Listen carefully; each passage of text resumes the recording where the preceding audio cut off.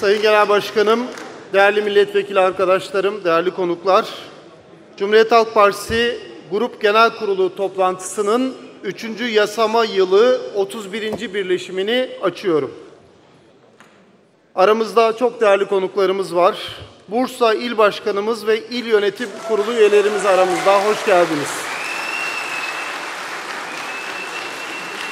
Ankara İl Gençlik Kolları Başkanımız ve Yönetim Kurulu üyesi arkadaşlarımız aramızda. Hoş geldiniz. Adıyaman Gölbaşı İlçe Başkanımız aramızda. Hoş geldiniz başkanım. Uşak Eşme İlçe Başkanımız, Kadın ve Gençlik Kolları Başkanlarımız ve yönetimleri aramızda. Hoş geldiniz. Tokat İl Dernekler Federasyonu Başkanı ve yönetimi aramızda. Hoş geldiniz arkadaşlar. Hoş geldiniz. Covid yasası mağdurları aramızda. Hoş geldiniz arkadaşlar. Birleşik Taşımacılık Sendikası Genel Başkanı aramızda. Hoş geldiniz Sayın Genel Başkanımız. Haydarpaşa Dayanışması Grubu aramızda. Sizler de hoş geldiniz.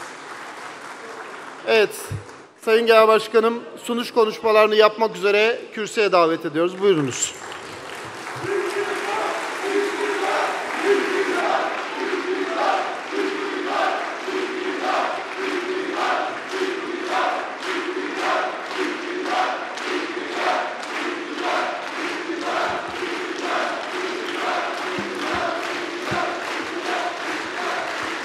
Teşekkür ederim. Değerli milletvekillerimiz, kıymetli konuklar, televizyonları başlarında bizleri izleyen, radyolarından dinleyen değerli vatandaşlarımız, hepinizi Cumhuriyet Halk Partisi adına saygıyla selamlıyorum. Hepiniz hoş geldiniz.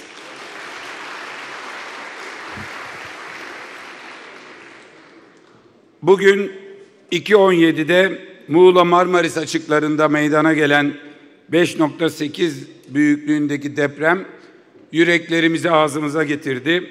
Ne yazık ki 14 yaşındaki bir evladımız panik atak geçirerek hayatını kaybetti. Kendisine Allah'tan rahmet, acılı ailesine başsağlığı diliyorum. Çok sayıda vatandaşımız yaralandı, 69 vatandaşımız.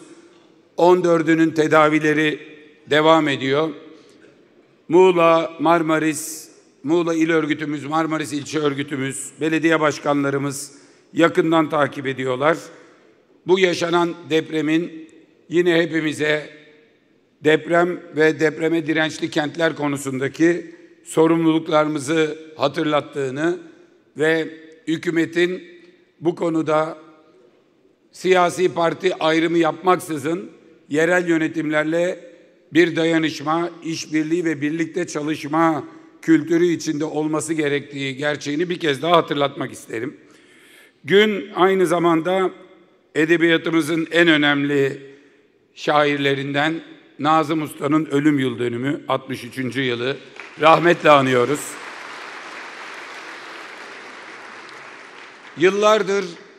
Yıllardır zaten zorda olan ülke ekonomimiz 19 Mart'tan sonra iyice içinden çıkılmaz bir hal aldı.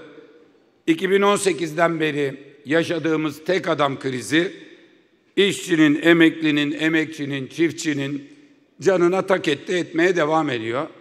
Tabii her gün zor ama bazı günler, bazı dönemler daha zor geçiyor. İşte bir bayram arefesindeyiz. Alışverişe ihtiyaç var. Eski bayramlara özlem var ve Kurban Bayramı 3 gün sonra dar gelirlinin ete hasret olduğu ve geldiğimiz somut durumda çok ciddi sıkıntıların çekildiği, birazdan ayrı ayrı değineceğim bir süreçteyiz. Kurban dayanışma demek. Hiç şüphesiz kesen var ama kesemeyen çok var.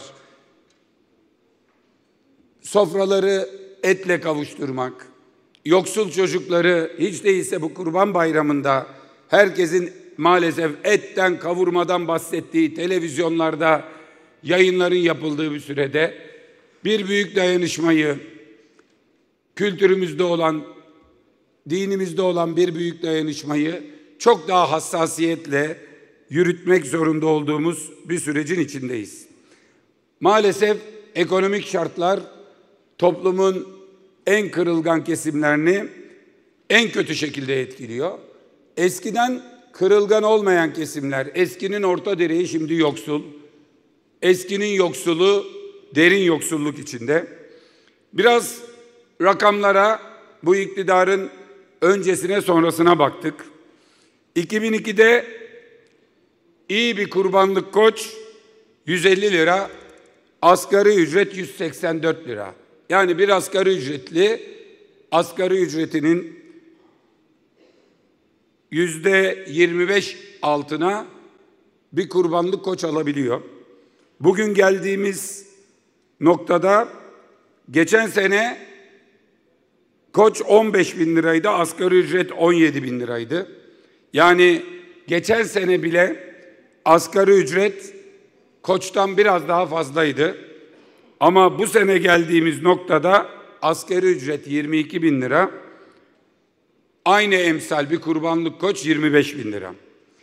2002'de en düşük emekli maaşı 2 kurbanlık koç alıyordu. En düşük emekli maaşını çeken emekli gidiyordu ve 2 tane kurbanlık koçu alıp geliyordu.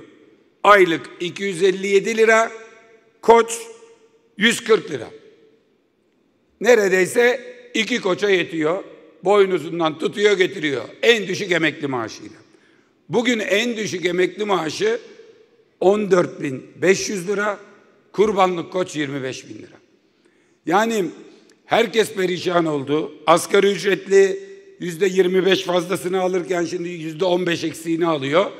Ama hele emeklinin durumuna baktığınızda 2 koç alırken 2 emekli bir koç alamıyor şimdi. Öyle bir noktaya gelmiş durumdayız. Ve şimdi emekli bayram ikramiyesi geldi. Emeklinin bayram ikramiyesi geçen hafta Erdoğan tarafından müjde diye açıklandı. İkramiyede bir artış yok. Müjde olan bayramdan önce ödenecek olması 4 bin lira. Bu ikramiye ilk çıktığında, ilk taahhüt edildiğinde 2015'ti. Cumhuriyet Halk Partisi dini bayramlarda emekliye birer maaş ikramiye demişti. 2015'in 7 Haziran'ında hiç adını anmadılar. 1 Kasım'a giderken biz de vereceğiz dediler. 2018 seçimine kadar 3 yıl 6 bayram kulaklarının üstüne yattılar. 2018'de bizim yeterli bulmadığımız şekilde 1000 lira verdiler. 1000 lira. O 1000 lira bu sene 4000 lira oldu. Kurban Bayramı'nda da o 4000 lirayı erken vermeyi müjde sayıyorlar. Buradan Türkiye'deki bütün emeklilere gösteriyorum. 2018 ilk aldığınızda 1000 lira bir kurbanlık koç alıyor. Net iyi bir koç alıyor ve 24 kilo da et alabiliyor. Bugün size verilen 4000 lira sadece 4 kilo et alıyor. Koçun ancak bir budunu alıyor. 2018'de bir koç alan emekli ikramiyesi bugün 4 kilo et alıyor. Geçen senenin ikramiyesi bile 7 kilo alıyormuş. İlk verildiğinde bir koç, düzeltiyorum, 2 sene önce 7 kilo et 2 but alıyordu. 2 sene sonra 1 buta düştü. İşte emekli ikramiyesinin geldiği durum. İşte emeklinin AK Parti öncesi gücü, AK Parti sonrası gücü, biraz önce söylediğim rakamlarda ve sadece 7 yılda uğradığı büyük hak kaybı ortada. TÜİK bugün sabah bu emekliyi de ilgilendiren, asgari ücretliyi de ilgilendiren, hepimizi ilgilendiren rakamları bir kez daha açıkladı. TÜİK'e göre enflasyon yılbaşından bugüne 15.1 ama ENAK'a göre %24.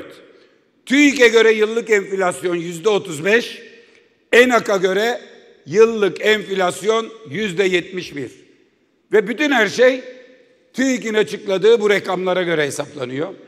Bugün bir kez daha Arzu Çerkezoğlu, Sayın Çerkezoğlu TÜİK'in önünde DİSK'in mücadelesini anlatıyor. Çünkü DİSK mahkemeye başvurdu. TÜİK'e dedi ki eskiden bu rakamları hangi sepete göre belirlediğini, hani biz itiraz ediyorduk ya, pimpon topuyla belirliyorlar, bakır çubukla ilgili belirliyorlar ve bu fiyatları nereden aldığını paylaşıyordun. Şimdi fiyatların nereden alındığı, neye göre hesap yaptığını açıklamıyorsun. Bu da bizim cebimizden para çalıyor. TÜİK bunu dinlemedi. DİSK mahkemeye gitti. Birinci kademe mahkemeyi kazandı. Yine uygulamadılar.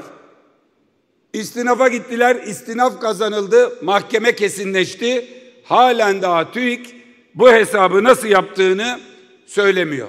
Ama buradan bütün vatandaşlarımıza söyleyelim. Eğer geçen sene 100 liraya aldığınız bir ürünü, bir malı, bir hizmeti bu sene 135 liraya alıyorsanız TÜİK haklı. 170 liraya alıyorsanız ENAK haklı. Ben çarşıya gidiyorum, pazara gidiyorum. Gittiğim her yerde karşılaştığım herkesle kuyumcu görüyorum. Alıyoruz kuyumcuya. 2002'de kaç paraymış çeyrek altın? Emekli maaşı ne kadar? Şimdi ne kadar hesaplıyoruz. Efendim işte 8 çeyrekten 3 çeyreğe düştü. Asgari ücreti hesaplıyoruz. Ve pazarda herkese soruyorum. Bu çocuk kıyafeti satıyor. Geçen sene kaça satıyordun? 200 lira. Bu sene kaç? 400 lira. Pazarda sorduğunuzda, vatandaşa sorduğunuzda %100'ün altında enflasyon tarif eden yok. %70 ENAK'ın doğru olduğuna inandığımız ve şeffaf olarak yayınladığı. Diyor ki beyaz peynir geçen sene bu marketten aldım fiyatı, bu sene de bu aynı marketten aldım. Geçen ay şu kasaptan aldım et fiyatını, aynı kasaptan bu ay bir daha aldım. Kırtasiyede kırmızı kalem, kurşun kalem aynı kırtasiyeden ya da gidip aynı marketten sordum diyor. Hesap %71. TÜİK bu soruyu bana sormayın diyor. Açıklayamam diyor, sır diyor. Ama itimat edin enflasyon %35. O %35 diyor. 2 kat fark var. Bu aradaki farkla sizin emeklinin cebine girecek maaş belirleniyor. Yani her ay emeklinin cebinden TÜİK, Tayyip'i üzmeyen istatistik kurumu marifetiyle emeklinin cebinden para çalınıyor. Biraz önce konuşmaya hazırlanırken yukarıda odada, karşıda televizyon açık, Sayın Kahveci Halk TV'de anlatıyor. Bırakın diyor ENAK'ın rakamlarını. İstanbul Ticaret Odası'nın rakamları. TÜİK 35 bulmuş, İstanbul Ticaret Odası 49 bulmuş, ENAK 71 bulmuş. İstanbul Ticaret Odası'nın ilan ettiği rakamlarla dahi eskiden birbirine yakın buluyorlarmış. 3 senedir farklılaşmışlar. İstanbul Ticaret Odası'nın ilan ettiği rakamlarla dahi olsa 3 yılda %35 maaşlar fark edecekti diyor. Şimdi her emeklinin cebinden neyin nasıl çalındığını görelim. İşte o yüzden 2002'de AK Parti öncesi 2 kurbanlık koç alan maaş şimdi yarım kurbanlık koç alıyor. 4 kat kaybedilmiş. Altına göre de hesap aynı, hatta daha berbat bazı yerlerde.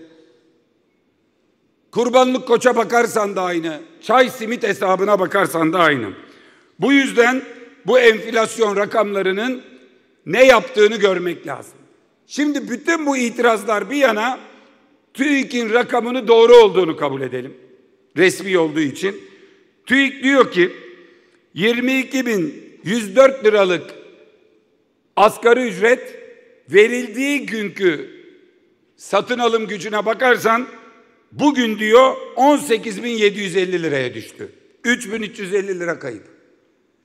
14.500 liralık en düşük emekli maaşı 12.300 liraya düştü diyor. 2.200 lira kayıp. TÜİK'in rakamlarıyla bile. Şimdi asgari ücrete ara zam diye DİSK'e gittim, TİSK'e gittik, Hak İş'e, Türk İş'e gittik.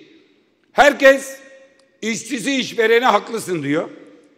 İşçi temsilcileri işçi perişan diyor. Ve mutlaka asgari ücrete mutlaka bir enflasyon ayarlaması yapılması gerekiyor. Hatırlayalım. Niye seçim var? Niye sandık var? Herkes ülkeyi nasıl yöneteceğini o sandıktan önce taahhüt ediyor. Millet de oturuyor, düşünüyor, taşınıyor. Ona göre oy veriyor. Ve bir dahaki seçime kadar millete verdiğin sözü tutacağın umuduyla aldığın oylarla ülkeyi yönetiyorsun. En basitinden bütün yetkilerin var. Bunun için devlet sana maaş ödüyor bir kere. Ve seçimden önce ne demişlerdi? Enflasyon çift taneye çıktığı için enflasyona mutlaka ara zam yapmak lazım. Geçen sene yaptık, ondan önceki sene yaptık. Bu sene de yapacağız. Hatta enflasyon yüksek olduğuna göre 4 kez yapmak lazım dediler. Mart'ta, Temmuz'da, Ekim'de ve Aralık'ta. Aralık'ta ana zam, 3 kere ara zam. Bu millet ilk turda karar verememişti zaten. Anayasaya göre Recep Tayyip Erdoğan'ı Cumhurbaşkanı seçmemişti. İkinci turda da durdu, düşündü ve küçük bir farkla oy verdi. Ne biliyor? 4 kere asgari ücrete düzenleme yapacaklar biliyor. O günden sonra enflasyon 80'lere gitti, geri geldi. Mehmet Şimşek'in geldiğinde enflasyon %38, şu anda da %35,5. Arada da nerelere gitti geldi. %38 iken 4 ayarlama dediler. Seçimden sonraki sene, geçen sene 1 kuruş zam yapmadılar. 17.002 lirayla bütün seneyi geçirdiler. Şimdi 22.000 yaptılar. Hatırlayın, hedef enflasyona göre, yani gerçekleşen enflasyona göre yapsa en az 26.000 yapması lazım. 26.500.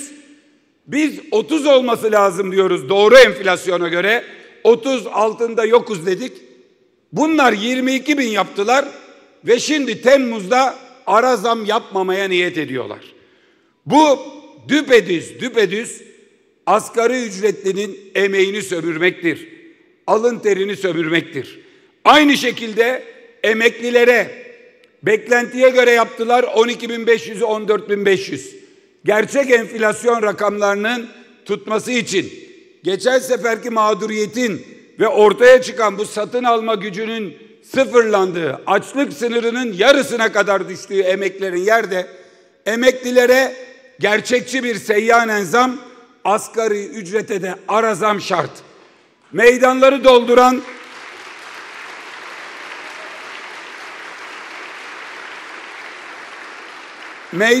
dolduran yüz binler her çarşamba akşamı İstanbul'da, her hafta sonu ülkenin bir başka şehrinde, bu hafta cumartesi Düzce'de, pazar Antalya'da var güçleriyle bağırdılar.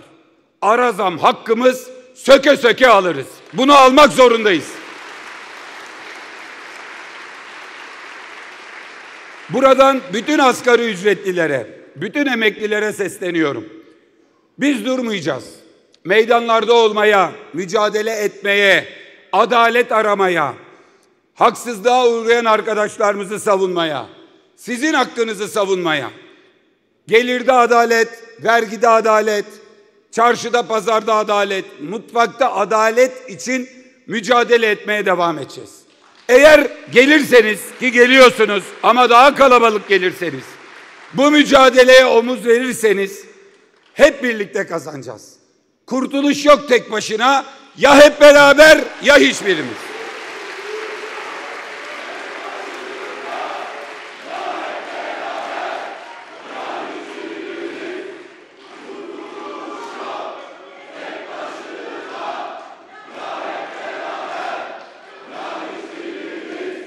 Değerli değerli milletvekillerimiz, biliyorsunuz TÜİK sadece bu verileri değil, işsizlik verisi açıklıyor, büyüme verisi açıklıyor. İlk çeyrekle ilgili daha 19 Mart darbesinin etkilerinin yansımadığı kısımda bile, ki yansıyınca çok daha berbat bir durum ortaya çıkacak, yansımadığı kısımda bile Erdoğan'ın hep övündüğü büyüme %2. Son 6 yılın en düşük büyümesi gerçekleşti. Bu yılın ilk 3 ayında, ilk çeyreğinde. İşin kötüsü, tarımda %2 küçülme var. Sanayide %1,8 küçülme var. Son 6 yılın en kötü 3 ayını geçirdik ve ardından 19 Mart darbesiyle yaşanan ekonomideki büyük şok ikinci 3 aya yansıyacak şimdi.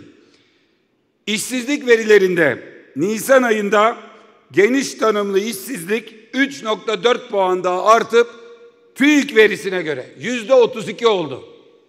Geniş tabanlı işsizlik. İşsizler daha önce iş aradığı halde iş aramaktan yılmışlar, iş aramaktan vazgeçmişler. Geniş tabanlı işsizlik. %32,2. 3 kişiden biri işsiz memlekette. Kadın işsizliği %40, genç işsizliği %37,5. Ve halen daha kendi atadıklarını doldurduğu salonda kendini alkışlatıp oraya buraya ahkam kesen Erdoğan'a sadece şunu söylüyorum.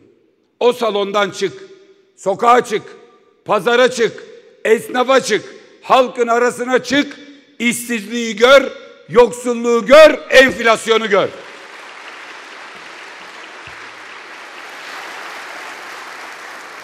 Çünkü millet onu görmeni, duymanı, ona verdiğin sözleri tutmanı bekliyor. Onun için oy vermiş.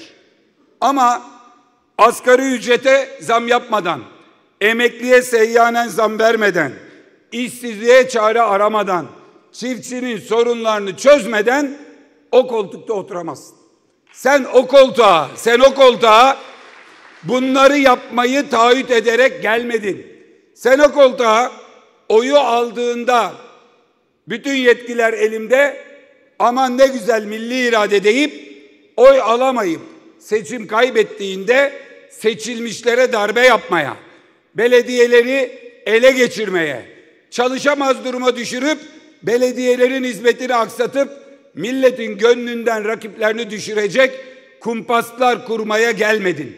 Onun için buradan bir kez daha söylüyorum. Ülke böyle yönetiliyorsa, yargı böyleyse, son yapılan genel seçimlerin verilen hiçbir sözü tutulmuyorsa, hatta ve hatta muhalefete demleniyorlar. Bunlar gelirse Demirtaş'ı bırak, APO'yu bile serbest bırakacaklar deyip bunun üzerinden bir kampanya kurup da bugün asgari ücretliyi, emekliyi, işsizliği değil de terör örgütünün başıyla müzakereyi konuşuyorsan, bizim tutumumuz belli yıllardır, ama millete verdiğin sözü tutmayıp yapmayacağım dediğini yapıyorsan meşru değilsin, o koltukta bir gün bile oturamaz.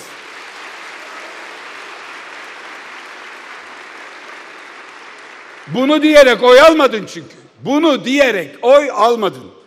19 Mart darbesinin üstünden 76 gün geçti. 76 gün. Ekrem Başkan'a attığı iftiralardan birini ispatlayamadı. Her seferinde yeni bir dalga, yeni masum insanlar, önceden içeri attıklarını birbirinden ayırma, anasından 500 kilometre öteye, çocuğundan 300 kilometre öteye götürmeler, cezaevinde 50 tane bir suç türünden insanın kaldığı, infazının uygulandığı yere bir tane gencecik kadını koyup orada zulmetmeler, sonra çağırıp çocuklarını özledin mi ya, hadi buradan eve git, at şuna imza deyip iftiraya zorlamalar, içeride tutup malına mülküne el koydum, eğer bu iftirayı atmazsan olmaz, at imzayı, al şirketi, git ihalelere girmeye devam et, yoksa içeride 20 yıl yatarsın demeler, Böyle bir sürecin içindeyiz. Avcılar Belediye Başkanımız 30 yaşında pırıl pırıl Utku Caner Çaykara. Gazi Osman Paşa Belediye Başkanımız, alınamaz denen Gazi Osman Paşa'yı alan ilçe başkanımız, pırıl pırıl kardeşimiz Hakan Bahçetepe. Büyükçekmece'nin 30 yıldır vazgeçemediği, yaşı büyük, tecrübesi büyük, enerjisi yüksek diye bizim emekli ol deyip Büyükçekmece'nin bırakmadığı Hasan Akgün Başkanımız, Adana'nın Kadın Belediye Başkanı Oya Tekin, Ceyhan'ın gencecik belediye başkanı Kadir Aydar, parti meclisi üyemiz, daha geçen cuma parti meclisinde oturduğumuz, çalıştığımız can arkadaşımız Baki Aydöner, yolsuzlukla mücadele deyince, yolsuzluk dosyası açıklamak deyince, bu meclisin her partilinin saygı duyduğu önceki dönem milletvekili Aykut Erdoğdu kardeşimi, gittiler, sabahın köründe hangisini çağırsa, Utku nereye kaçacak ya Avcılar Belediye Başkanı? 30 yaşında. Soracağın soru, adam demiş ki, seçim kampanyasında yardımda bulundum ilçe başkanlığına, araç kiraladım bilmem ne. Böyle laflar var. İspatı yok da anlatacağım birazdan. Bunu duyunca Utku ne yapacak? Bulgaristan sınırını mı geçecek? Gencecik eşi orada, nikah şahidiyim. Bütün ekibi orada, arkadaşları orada, hayalleri orada, geleceği orada. Sabahın köründe kapıyı zorlamalar, bağırışmalar, çağrışmalar, komşuların önünde yeni evli ailenin her şeyini aramalar. Yan komşu ya, yan komşu. Daha 6 aydır o evde oturuyorlar. Gel komşu, açıyor, evi didik didik arıyor. Bir kendine yapıldığını düşün ya. Bir kendine yapıldığını düşün. Benzer bir sürü rezalet. Teker teker saymayacağım. Bugün sabah 4 gün tuttular. Arkadaşlarımızı doktor kontrolü, oradan adliye. Hakim karar verecek. Belki hepsi, belki çok önemli bir kısmı yarın görevine dönecek, ailesinin yanına dönecek. Tut ki 20 yıl, 50 yıl ceza alacak olsa, sabahın köründe kollarına 2 taraftan birer polis, eller önde, kamerayı kurmuşlar 30 metre öteye. Futbolcular sahaya çıkarken yapmadıkları özenli çekimlerle klip çekmiş, film çekmiş. Tek tek arabaya biniyor, arabadan iniyor, doktora gidiyor, doktordan çıkıyor. İtibarsızlaştırma kampanyası. Biz bu filmi daha önce gördük. 27 Mayıs darbesinden sonra darbeciler gittiler, Düşükler Yassıada'da diye bir film çektiler. Rahmetli Celal Bayar yemek yiyor, böyle dönüyor kameraya bakıyor. Rahmetli Adnan Menderes pencerenin önünde duruyor. Öbürü güya gazete okuyor. Celal Bayar'ın ağırına gitti, belindeki kemerle kendini asmaya kalktı. Belindeki kemerle. Türkiye 27 Mayıs'ı da, 12 Mart'ı da, 12 Eylül'ü de, 15 Temmuz'u da çok ağır bedeller ödeyerek, öğrenerek ve geçmişteki hataları terk ederek pırıl pırıl bir nesile emanet etmek istediğimiz 100. yıla bütün badirelere rağmen 2. yüzyıla ulaştı. Şimdi 23 yıl önce demokrasi diye geleceksin. Erdemliler Hareketi. Erdem'e bak şimdi, geldiği yere bak Erdemliler Hareketi. 23 yıl sonra tek suçu Gazi Osman Paşa'yı elinden almak. Tek suçu rekor oylarla seçilmek. Tek suçu seni eleştirmek olan insanları itibarsızlaştırıp Yassıada gibi film çekeceksin. Yassıada filmini çekenler tarih oldu, yok oldu. Torunu çıkıp diyemez, benim dedem 1960 darbesini yaptı diye. 12 Martçılar, denizleri asanlar, 12 Eylül'ün işkencecileri, hangisinin torunu şimdi insan içine çıkıyor? Var mı 15 Temmuz gecesi dedem babam tankın içindeydi diye bile? Önündeyim diyenler, itiraz edenler tarihe geçiyor. Buradan size andolsun, andolsun. Anadolu'dan bizi dinleyen herkese söylüyorum.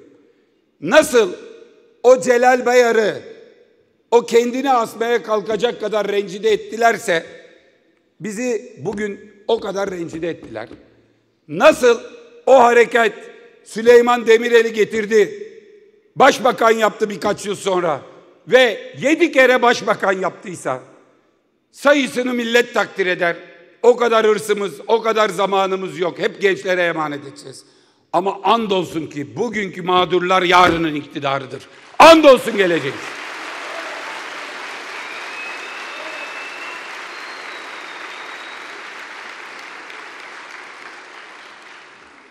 Arkadaşlarımıza iftira atanı tanıyalım. İlk günden beri söylüyorum. Beşiktaş'ta yağmur altında konuşurken anlattım. Aziz İhsan Aktaş 5 sayfalık ifadesi 2 gün sürmüş. Bir de kabul edilmeyen ifadesi var. Yani altına imza almadıkları ifadesi var. Kendi anlatmış. İnkar edebilirler. Hemen haftalardır yaptıklarını anlatıyorum. Kadınlara yaptıkları, itirafçı olmak için zorlamaları, iftiraya zorlamaları. Aziz İhsan Aktaş, gel anlat diyorlar, anlatayım diyor. İfade şu, babacığım, öyle konuşuyor. Babacığım, ben diyor bu İstanbul'da AK Partili belediyelerin hepsine diyor, seçimde diyor, araba veririm, yardım yaparım. Bu adamlarla diyor devamlı ilişki içindeyiz. Dediler ki, Cumhuriyet Halk Partili belediye başkan adaylarına da yap. Çünkü seçimi bunlar kazanacak. Sonra AK Parti'ye yardım ediyordun diye bu ihaleleri sana vermezler. Ben de diyor AK Parti'ye 5 yapıyorsam bunlara da 1 yaptım, 2 yaptım. İfade bu. Bu ifadeyi alamayız diyorlar. İmzalatmayız diyorlar. İfade sakıncalı diyorlar. Sonra açıklama yapmış. Şu belediye birine 1 araba, birine 2 araba giydirmek için yardımda bulundum ilçe başkanlıklarına. Bunun üzerine toplanıyor. Bu iddiaların ispatı yok da tut ki var. Buradan bütün Somalıların, bütün Manisalıların gözünün içine baka baka söylüyorum. Her seçim Soma'daki madenler, bırakın Soma AK Parti'yi, bütün Manisa AK Parti'nin bütün otobüslerini doldurup giydiriyorlar mı, giydirmiyorlar mı? AK Parti'nin seçim kampanyasına başka şehirlerden kiralanmış onlarca otobüs geliyor mu, gelmiyor mu? Cumhuriyet Halk Partisi'nin Gazi Osman Paşa ilçesinin 7 yıllık bir Megane araba mı bilmem ne mi lafı üzerinden belediye başkanını, bak bir de aday bu, kampanyayı yürüten o değil. Belediye başkanını içeri alacaksın, bir de hesap yapıyor. Bugün tutuklarsak Gazi Osman Paşa'da çoğunluk bizde, belediyeyi de ele geçiririz diye. Buralara kadar düşülmüş, buralara kadar gelinmiş ve şunu kimse unutmasın ki 2015 yılında, bugün bütün gençler duysun, 2015'te kaç yaşındalarsa hesap etsinler. Avrupa Birliği ile serbest dolaşım olacaktı. Türkiye'nin pasaportunu gösterince AB ülkelerinden vize istenmeyecekti. Hiçbirinden. Daimi Schengen vizesi gibi düşün. Alıyorsun, bütün Avrupa'ya istediğin zaman gidip geliyorsun. Bunun için Türkiye'den 63 şey istiyorlardı. 57'si 58'i yapıldı.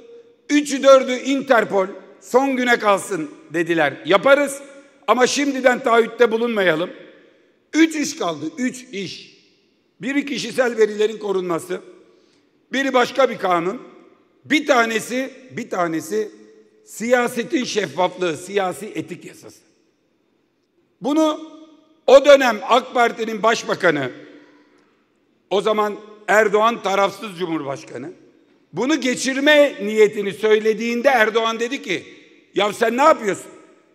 Partinin aldığı bağışlar, iş adamlarının ilişkileri veya partililerin ihalesi bilmem nesi, bunu geçirirsen Bırak milletvekili, belediye başkanı, illerde il ilçe başkanı bulamayız. Ve kanunu öylece bıraktılar. Biz destekledik. 10 yıldır bu kadar vize çilesi çekiliyor. Çünkü Erdoğan siyasetin şeffaflığı, siyasetin finansmanının görünür olması, siyasi etik, milletvekilinin, belediye başkanının alabileceği hediyenin tutarı, hangisini bildirecek, hangisini devlete bağışlayacak, büyük hediye gelirse, bütün hesapların şeffaflığı devamlı millet görecek, kime ne para giriyor çıkıyor. Biz dedik 2 elimizle oy veririz. Erdoğan o başbakana olmaz dedi, yaptırmadı ve ona in aşağı dedi. Binali çık yukarı dedi. Binali deyince binen, İnali deyince inen bir başbakan buldu. Siyasi etik yasasını rafa koydu. Cumhuriyet Halk Partisi yıllardır grup başkan vekiliyken en az 4 kez ben bütün milletvekillerimizin imzasıyla siyasi etik yasasını teklif ederiz, getiririz, AK Parti reddeder. Buradan mecliste duran siyasi etik yasasını, siyasi ahlak yasasını, siyasetin şeffaflaşmasını o yasa duruyor. Hodri meydan, yarın getirin, yarın öğleden sonra yasalaştıralım. Biz varız. Var mısın AK Parti? Var mısın Erdoğan? Bu iftiraları attırdıkları kişi, ya Gazi Osman Paşa'ya da şunu söyle, bilmem neye de bunu söyle dedikleri kişi, Yargıtay'ın, Türk Hava Yolları'nın, Devlet Hava Meydanları'nın, Elektrik EÜYAŞ'ın, Bahçelievler Belediyesi, Elazığ Belediyesi, Şanlıurfa Belediyesi, Trabzon Belediyesi, Isparta Belediyesi, Uludağ ve Pamukkale Üniversite Hastaneleri, 20'ye yakın şehrin devlet ya da şehir hastaneleri. Bütün ihaleleri bunda. Dönüp de bir tanesi soruşturulmuyor. En fenası İstanbul Bahçelievler.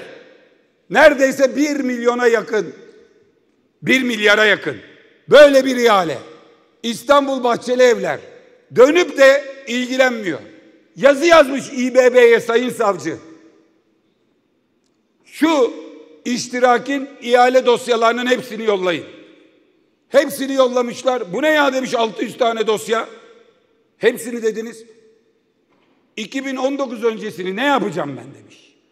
Haftalardır söylüyorum. 2019 öncesi, yani AK Parti döneminin ihale dosyasını ne yapacağım ben diyen savcılar bugün bize bu iftiraları atıyorlar, attırıyorlar. Bunu görsün milletimiz. 2018'de AK Parti döneminde hırsızlık, yolsuzluk varsa bakmam.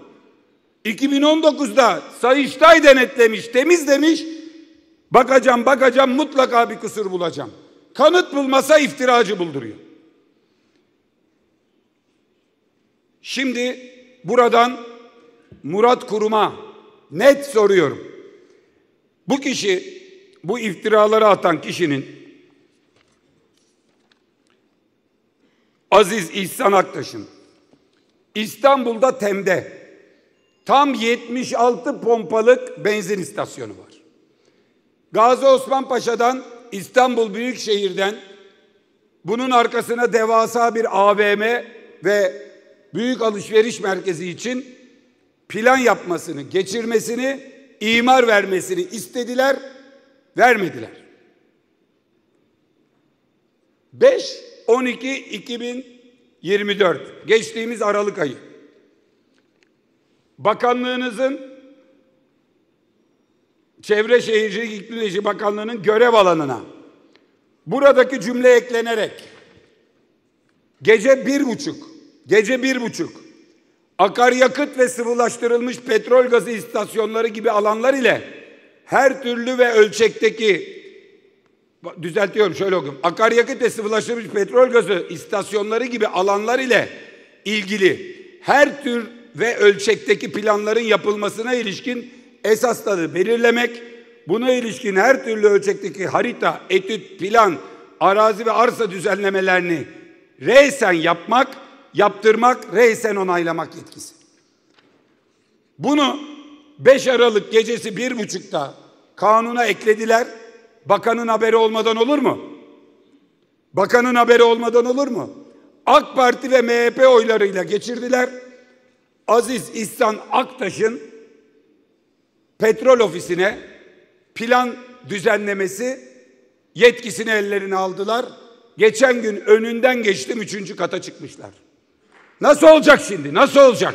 Bu adamın attığı iftirayla 30 yaşındaki gencecik çocuğun evine sabah 5'te gireceksin.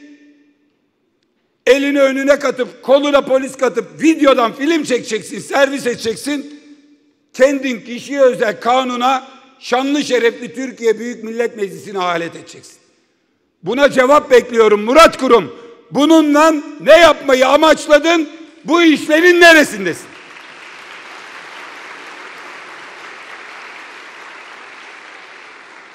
Devam edelim. Cumhuriyet Halk Partili belediyelere karşılığını göstererek kredi verdirtmiyorlar. Örneğin paramızı kesiyorlar, gelmiyor, iş aksamasın diye kredi çekecek belediye, teminat veriyor. Ziraat Bankası'ndan vermiyorlar, Halk Bankası'ndan vermiyorlar, devlet bankalarından verdirtmiyorlar asla. Esenler Belediyesi'ne Halk Bankası ve Ziraat Bankası dünya paraya sponsor olmuş. Sponsor, belediyeye sponsor olmuş. Ve tam bunları araştırırken belediyelere kimler bağış yapmış? Esenler Belediyesi 2024 yılı bütçesinde öngörülen bağış geliri 80 milyon TL, gerçekleşen bağış geliri 184 milyon TL. Denetim Komisyonu'ndaki CHP'li üye soruyor.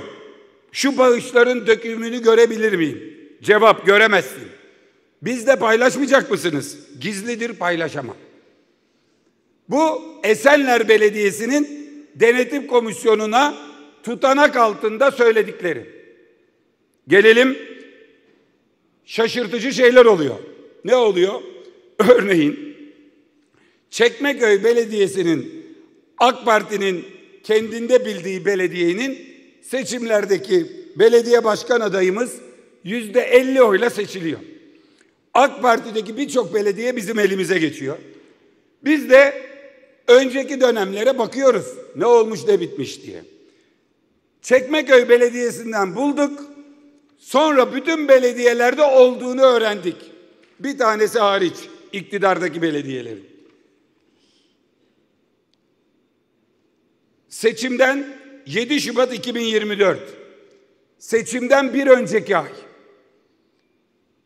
Türkiye Cumhuriyeti Cumhurbaşkanlığı Strateji ve Bütçe Başkanlığı tarafından, Cumhurbaşkanlığı Strateji ve Bütçe Başkanlığı, Çekmeköy Belediye Başkanlığı'na yapılacak olan 45 milyon TL bağışın kabulü hususundaki teklifi meri mevzuata uygun şekilde komisyonca kabul edilmiştir.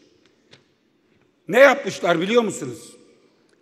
İstanbul'un, seçim gidecek ya, korkuyorlar, asılalım. Bütün iktidarda olan belediyelerine, bütün AK Partili belediyelerine 45'er milyon Cumhurbaşkanlığından bağış yapmışlar. CHP'li belediyelere yok. Bir de iktidarda olup da alamayan Silivri'nin MHP'li belediyesi. O da neden? MHP'li olduğunu gizliyordu. Göçmenlerden, benim akrabalardan oy alacak diye. Ben de Atatürkçüyüm diyordu. 3 ila rozet takmıyordu. Devlet Bey'in resmini saklıyordu. Ama gittik anlattık. O da yine seçimi kazanamadı. Bir tek ona yollamamış. AK Parti'nin bütün belediyelerine 45 milyon TL seçim öncesi para. Şimdi bizim arkadaşlara seçim kampanyasına yardım alındı, ilçe başkanlığına araç giydirildi diye kelepçe vuruyorlar. İspatı yok. Göreceğiz delillerini. Kendileri devletten her belediyeye 45 milyon TL, 1,5 milyonluk araçtan 30 tane alır. Değil bir aylık kiralar. 30 tane alır. Devletin kasasından yolluyorlar. Ne diyordu Erdoğan 17-25'te paralar çıkınca?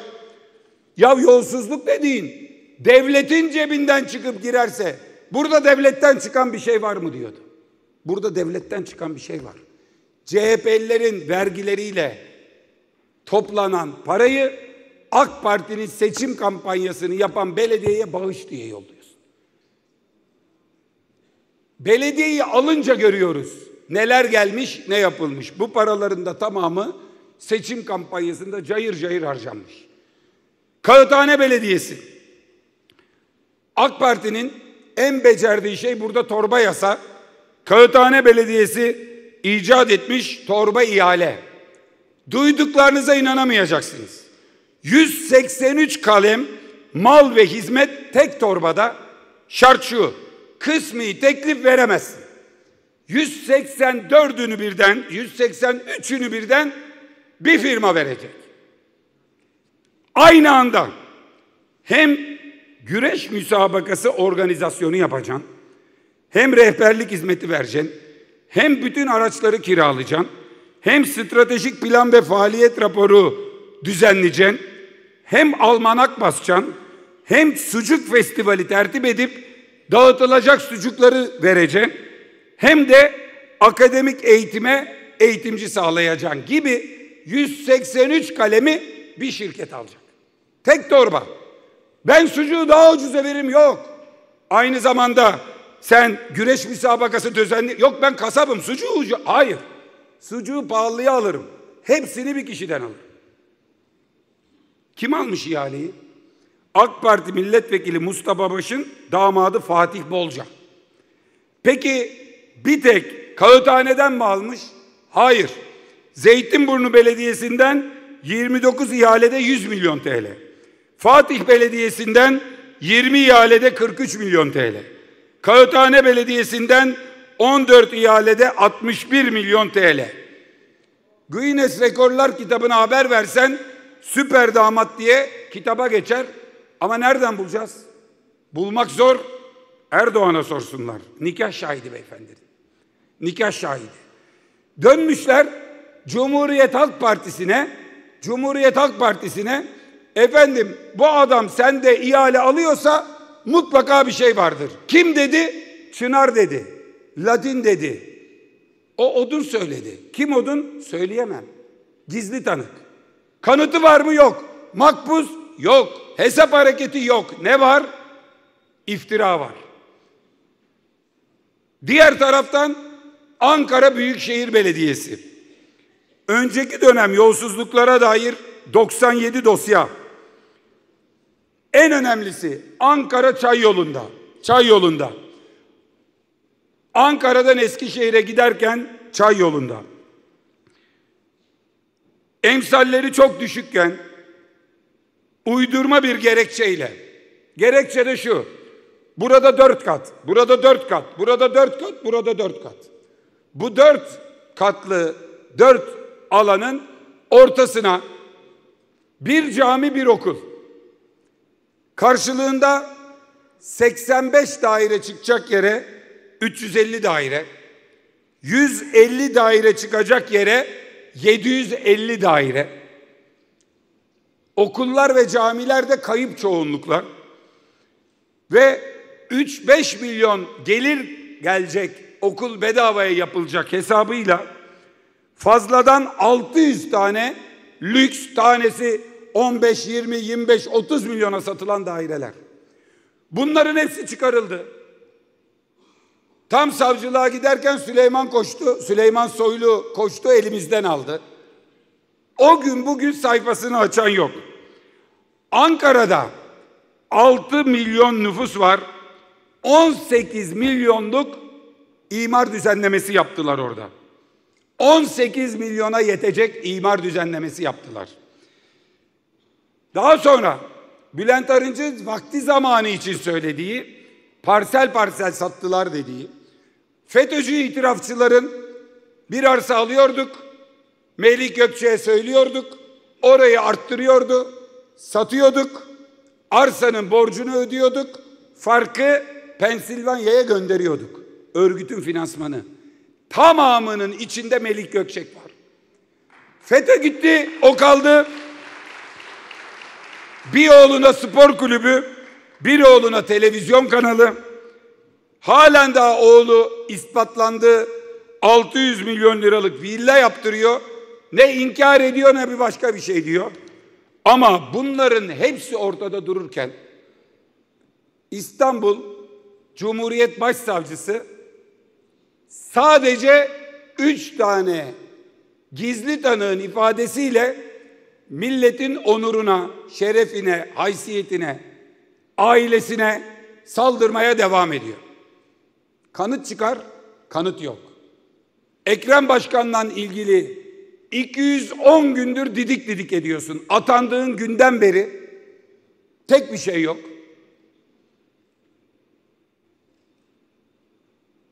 Daha önce kent uzlaşısı diyerek suçladığın, DEM Parti'de geçmişte siyaset yapmış, DEM diyemedin, Batı'daki Kürtler dedin. Batı'daki Kürtler seçim kazanamayacakken onları belediye meclislerine alıp, oyunu alıp, belediyeleri kazanıp onlara temsil imkanı vermeye yönelik bir şeydir dedin kent uzlaşısı. Oradan bir belediye meclis üyesi var, bir belediye başkan yardımcısı var diye Şişli Belediye Başkanı'na kayyum atıyorsun, içeride tutuyorsun. Diğer taraftan o HDK kongresinden dolayı tutukluların hepsini salıyorsun ki terör örgütü değildir, salınmalıdır. Ve burada adalet var diyorsun. Ve Erdoğan kapı gibi arkasında duruyor ve dönüyor diyor ki görüyor musunuz? Her gün bir şeyler ispatlanıyor. Ortada ispatlanan bir şey yok. Ortada tek suçu seçim kazanmak olan, suçları seçim kazanmak olan ve bir sonraki seçimde Erdoğan'ı yenecek olan arkadaşlarımız ve onurlu mücadeleleri var.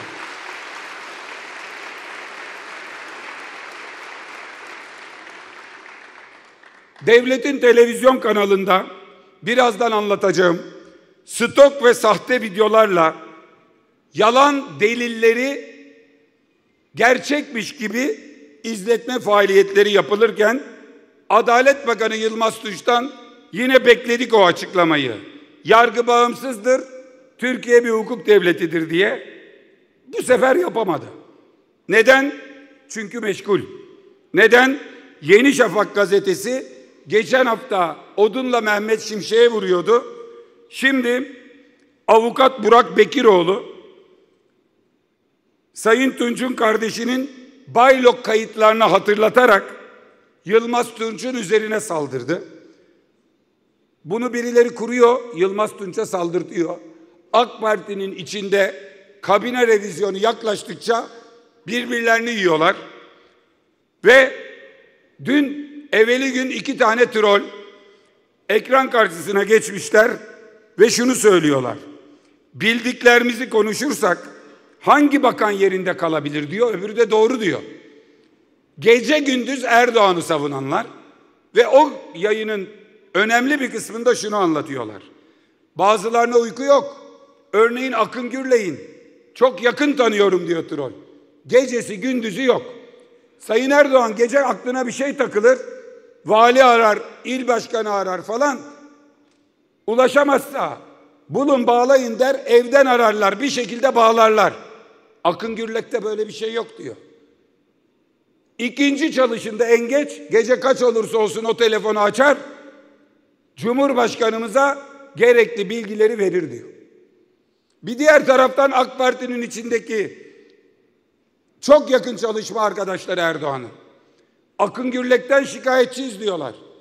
Gelip direkt Erdoğan'la görüşüyor, bir şeyler anlatıyor, onay alıp gidiyor, partinin de ülkenin de başını belaya sokuyor. Ya bağımsız yargı, gizli soruşturma. Hatırlayın geçen hafta çok kızdı. Benim yoldaşım Erdoğan'ın da zaman zaman dostum dediği Pedro Sanchez geldi Türkiye'ye. Bizim davetlimiz, Sosyalist Enternasyonel'in o başkanı, ben yardımcısı. 89 partiden biri Türkiye'ye geldi. Uluslararası ilişkiler gereği Erdoğan'ı ofisinde ziyaret etti. Sonra da bizim yanımıza geldi. 3 gün toplantılarımızı yaptık. Toplantıda da İmamoğlu'na özgürlük pankartlarımızı kaldırdık. İmamoğlu'na özgürlük istediği ve Türkiye'de yapılanın demokratik olmadığını ifade ettiği bildirinin altına da imzasını attı. Erdoğan bozulmuş. Dost bildiklerim diyor. Geldiler. Türkiye'deki son yaşanan tutukluluk sürecini sordular.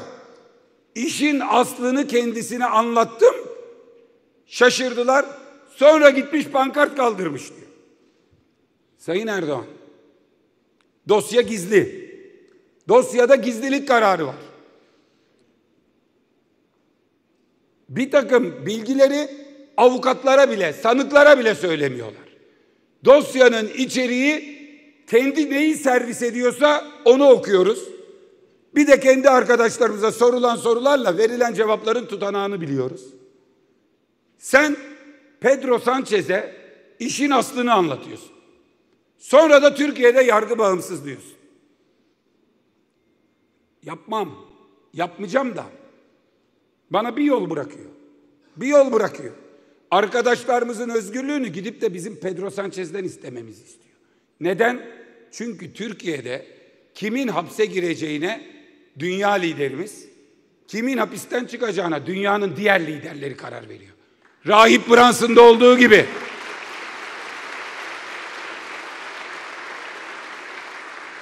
Rahip Branson'da ver papazı al papazı diyordu. Trump aradı, bağırdı, çağırdı. Branson nasıl o uçtu kendi bile inanamadı. Türk gazeteci Deniz hapiste tutuluyordu. Merkel'in telefonuyla gitti. Açıklaması şu: gözaltına alınıp tutuklanmam ne kadar hukuksuzsa serbest kalış sürecim de o kadar hukuksuz oldu Türkiye'de diye. Büyükada tutukluları Alman Cumhurbaşkanı'nın telefonuyla bırakıldı. Fransız gazeteci Macron aranınca bırakıldı. Ama şimdi işin aslını Pedro Sanchez'e kendisi anlatıyormuş. Neden içeride kalmaları gerektiğini. Aynen şunu söyleyeyim. Gayet iyi anlatabilir. Bütün yönleriyle anlatabilir. Bundan hiçbir şüphem yok. Ama gerçeği değil. Sanrısını, kafada kurduğunu, olduğunu sandığını anlatıyor. Neden? Çünkü kişi kendinden bilir işi. Şimdi ondan bahsedeceğim.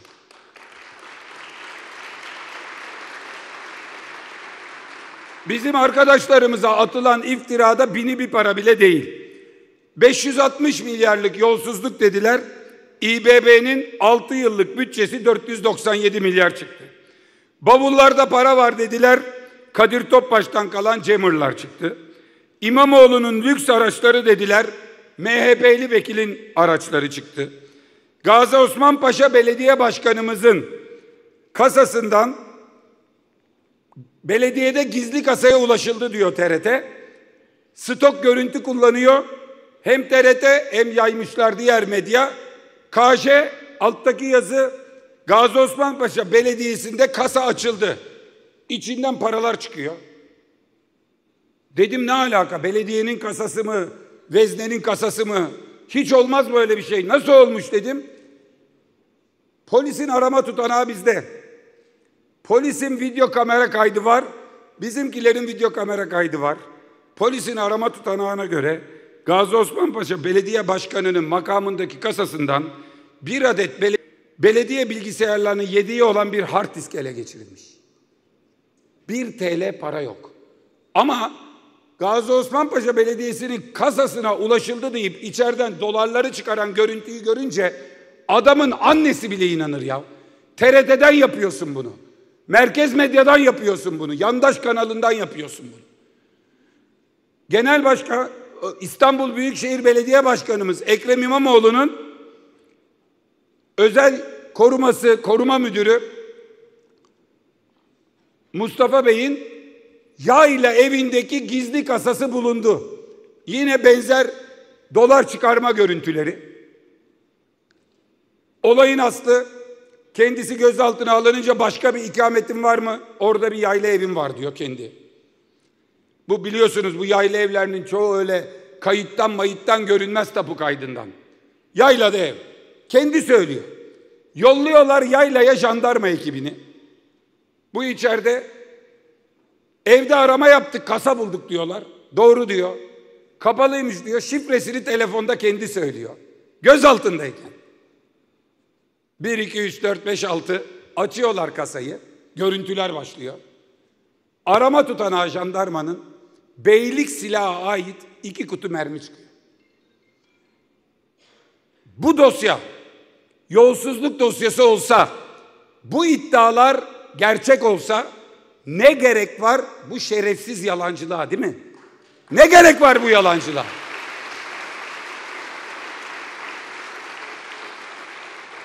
Kanıtı koyarsın, suçu söylersin, cezayı verirsin, boynumuz kıldan ince. Boşu boşuna değil isyanımız, boşu boşuna değil sesimizi duyurmaya çalışmamız.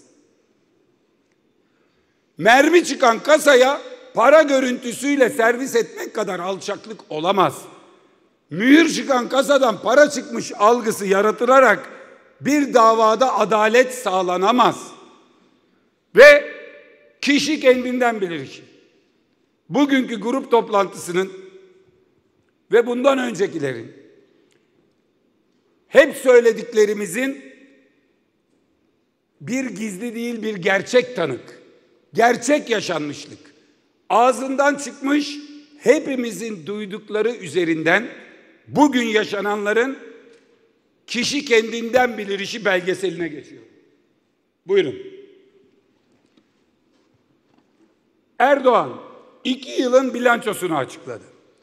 Kaçak yapılara ruhsat verip belediyeye bağış alıyoruz. Recep Tayyip Erdoğan. Suya zam yapmayacağım dememiştim diye bir ara başlık da var, zam yapmış. Altında uzun uzun anlatıyor. Kaçak yapılara ruhsat verip belediyeye bağış alıyoruz. Arkadaşlarımıza en çok sorulan soru. Buraya niye bağış aldın? Buraya niye bağış yaptılar? Belediyeye bağış. Kaçak yapıya ruhsat vererek.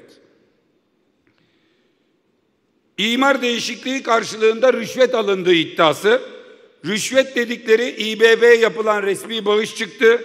İmar değişikliğini yapan komisyonun başı da AK Partili çıktı. Geçen dönem çünkü 2019-2024 arası çoğunluk onlardaydı. Komisyonun başkanı AK Partili çıktı. Bizim iddiada burada itiraf var. Kaçak yapıya ruhsat verip bağış alıyoruz. Erdoğan. Başkanım merak ettiysen. 2. Billboard davası. Billboardlarda yolsuzluk var deyip şirketlere el koydular. Ne ortada delil ne mahkeme kararını beklediler. Ama Erdoğan'ın billboard davası. AKP liderinin de aralarında bulunduğu 18 sanığın reklam tabelası ihalesinde 50 trilyon 7 milyar liralık yolsuzluk iddiasıyla yargılanmalarına başlandı. Billboard davası. Neymiş? Kişi kendinden bilir işi. Billboard davası. 3. Medyaya milyonlar dağıttılar dediler. MASAK raporundan 1 kuruş çıkmadı. Tertemiz çıktı. Bunu neden söylediler? Çünkü Albayraklara baskın. Yeni Şafak gazetesinin patronları gözaltına alındı. Burada bize iddia ettikleri ne varsa burada yapmışlar. Yargılanmışlar. Bu yargılanmaların hiçbirisi bu dönemde bitmemiş. Tutuksuz yargılanmış, arkasından başbakan olmuş, dokunulmazlık almış.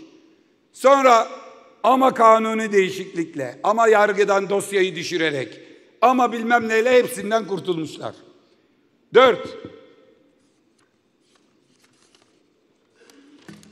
Ne iddia ediyor bize? Her açılan kasadan para çıktı. Biraz önce anlattığım. Bizde yok. 17-25 Aralık paralar saçıldı. 3 bakanın oğlu ve iş adamlarının adının karıştığı yolsuzluk operasyonunda polisin baskın görüntüleri ortaya çıktı. Milyonlarca doların nakit halde saklanması dikkat çekti. Bu paralara yok dediler mi? İlk önce birkaçı polis koydu dedi. Sonra faiziyle geri aldılar paralarını, geri istediler. Paralar saçıldı. Erdoğan bu paralara ne dedi? Yolsuzluk olması için devletten çıkmış olması lazım dedi. 5. Korumaların taşıdığı valizlerde para var demişler bize. Valizlerden önceki döneme ait jammer'lar çıkmış. Habertürk gazetesi 26 Aralık 2023 Perşembe. Erdoğan uçakta soruları yanıtlıyor. Çanta artık suç aleti diyor. Pakistan dönüşü konuşan Erdoğan, operasyon görüntüleri için sakın artık çantayla bir yere girip çıkmayın. Çanta suç oldu diyor. Ve diyor ki, egemen bağışla ilgili görüntüler üzerine. AB ofisimize çantalarıyla girdi, çantasız çıktı diyorlar. Teslim edilirken görüntü var mı? Yok. Belki de kitaptır. Sakın çantayla bir yere girip çıkmayın. Çanta artık suç aleti olmuş. Hele hele valizleri unutun. Erdoğan.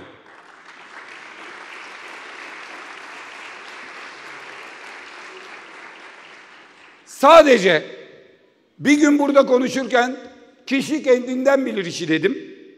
Sonra döndüm. Dedim ki bizi neyle suçluyorlar? Erdoğan o dönemlerde bunlara neler yapmış?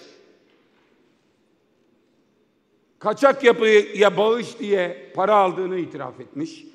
Billboardları usulsüz vermiş.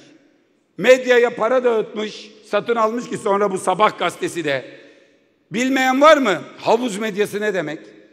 Binali Yıldırım'ın bir havuz yaptığını, o havuza AK Parti'nin işaret ettiği bütün iş adamlarının para attığını, o havuzla bu gazetelerin satın alındığını biliyor muyuz, bilmiyor muyuz? Ortaya paralar saçılınca devletten mi çıktı diyor. Valizle girip çıkmalar ispat edilmeye kalkınca da sakın valiz taşımayın diyor. Sonra da dönüyor bize. Jammer'ın olduğu şeye bile mutlaka içinde para vardır diyor. Değerli arkadaşlar, 19 Mart'ta yaşadığımız hiç şüphesiz bir darbe. Daha önceki darbelerden hiçbir farkı yok. Her darbenin bir bildirisi olur ve TRT'den okunur. Bu darbenin bildirisi 19 Mart sabahı savcılığın 560 milyar liralık yolsuzluk İmamoğlu suç örgütü açıklamasıdır. TRT'den okunmuştur. Her darbenin bir planı olur. Bu darbenin 18 Mart'ta diploma iptali, 19 Mart'ta 2 dava, 5 dalga, darbenin planı ortadadır. Uygulayıcıları 3 savcı, 3 hakim, 3 gizli tanıktır. Ve bu cuntanın uygulayıcılarının yanında bir de başı vardır. O başı Cumhurbaşkanlığını bırakmış, junta başkanlığını tercih etmiştir.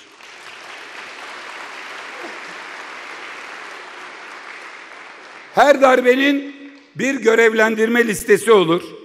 Bu darbenin de İBB'ye atanacak kayyım Adil Bakan'dan tutun da adı Adil Bakan'dan tutun da Şişli'ye atanan kaymakam kayyımdan bütün görevlendirme listesi oradadır. Her darbenin görevlendirme listeleri içinde bir de kendilerine muhalif olan yapıları ele geçirince başına oturtacakları üsteğmenleri, binbaşıları vardır.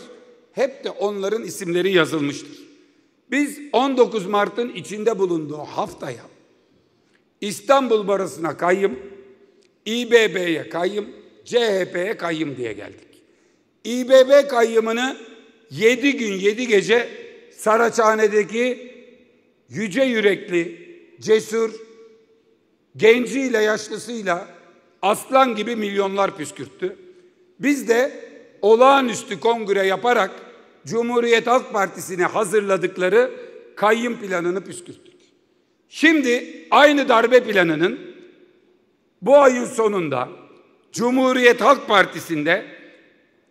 Partisi'yle ilgili açılmış bir davada kayyım olmadı, başka yöntemlerle partinin başından bizi uzaklaştırma planlarını gece gündüz konuşuyorlar.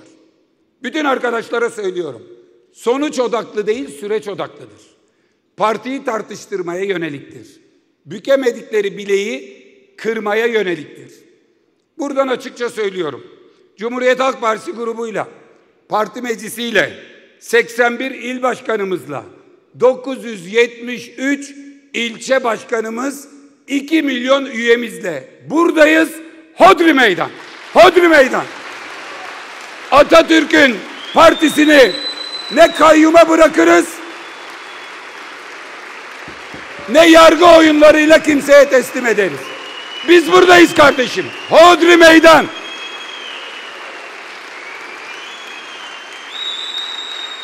Bir önceki kayyum karşı kafede oturuyordu 5'e 20 kala. Nasıl yolladıysak Atatürk'ün partisine seçim olmadan gelecek adamın 2 milyon üyemiz alnını karışlar. Nokta.